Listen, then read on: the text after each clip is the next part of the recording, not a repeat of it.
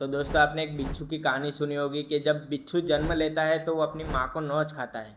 वही हालत हमारे देश की भी हो रही है दोस्तों।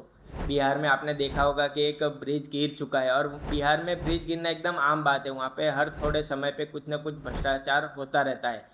जिन लोगों को हम देश संभालने के लिए देते हैं, हम लोग सोचते हैं कि वो हमारे देश को आगे बढ़ाएंगे, चीन के साथ हमारे देश की कंपेयर होगी, लेकिन वही हमारे देश को नोच खाने में लग जाते हैं दोस्तों। वो लोग ये भूल जाते हैं दोस्तों कि उन्हें इस देश को संवारना है, आगे ले जाना है, लेकिन वो लोग पैसों के पीछे इतना पागल हो जाते हैं कि वो हमारे ही देश को पूरी तरह से नोच खाने में लग जाते हैं। और मनीष कश्यप जैसे लोग उनके खिलाफ आवाज़ उठाते हैं तो जनता उनको सपोर्ट नहीं करती है। देश की हालत ऐसी हो चुकी है दोस्तों कि अगर किसी गधे को लाकर 100-100 रुपया लोगों में अगर बांटा जाए तो वो गधा भी चुनाव जीत के हमारा नेता बन जाता है। जनता इस तरह से सोई हुई है कि उनको कुछ फर्क नहीं पड़ता है कौन सत्ता में आता है, हमारा देश का पूरी तरह से कौन विनाश कर रहा है। उनको सिर्फ 100 रुपये 200 रुपये दारू में बिकने की आदत हो चुकी है दोस्तों।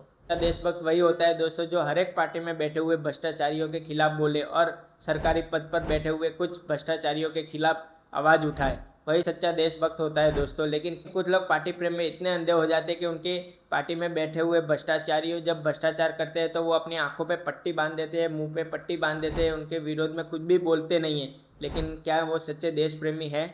सच्चा देश प्रेमी वही होता है जिसके लिए कोई भी पार्टी मायने नहीं रखती है दोस्तों, उसके लिए सिर्फ देश मायने रखता है। वही सच्चा देश प्रेमी होता है।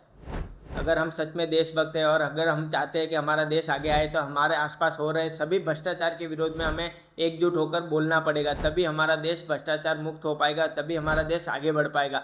अगर हम ऐसे ही सोते रहेंगे दोस्तों तो भ्रष्टाचारियों की हिम्मत और बढ़ेगी और धीरे धीरे हमारा देश पूरी तरह से नोच खाएंगे दोस्तों। तो अगर हम चाहते हैं कि हमारा देश बच जाए तो हमें भ्रष्टाचारियों के विरोध में बोलना सीखना होगा, हमें निडरता लानी होगी, हमें एकजुट होना होगा, हमें एकजुट होकर बिना किसी भेदभाव के गलत का विरोध करना होगा और सही का साथ देना होगा। तभी हमारा देश आगे बढ़ पाएगा। आपकी इस विषय पे क्या राय है हमें कमेंट करके ज़रूर बताना दोस्तों। धन्यवाद।